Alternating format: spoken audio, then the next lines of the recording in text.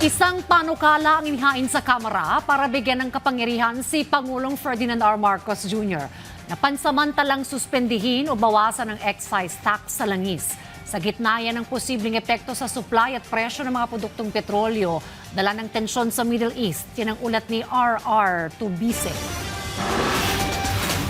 Umaaray na ang bulsa ng mga motorista sa mataas na presyo ng langis at dahil sa nakaambang dagdag ng presyo sa mga produktong petrolyo dulot ng sagalot sa Middle East, sumangguni na si Pangulong Bongbong Marcos sa Kamara.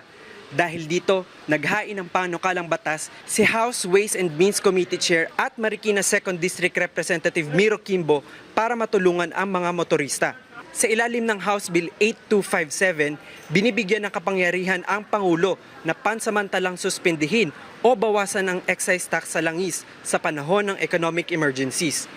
Nakasaad sa panukala na maaaring ipatupad ang suspensyon kung umabot o lumagpas sa $80 kada bariles ang presyo ng Dubai crude sa loob ng 3 magkakasunod na buwan.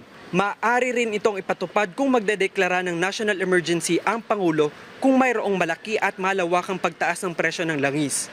Aabot ng hanggang 6 na buwan ang suspensyon ng buwis na maaaring pahabain ng Kongreso sa pamamagitan ng joint resolution.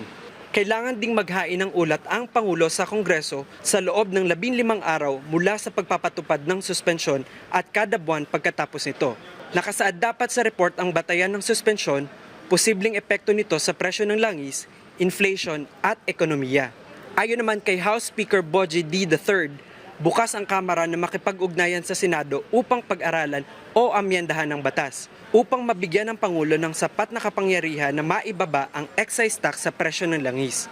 R.R. Tubise para sa Pambansang TV sa Bagong Pilipinas.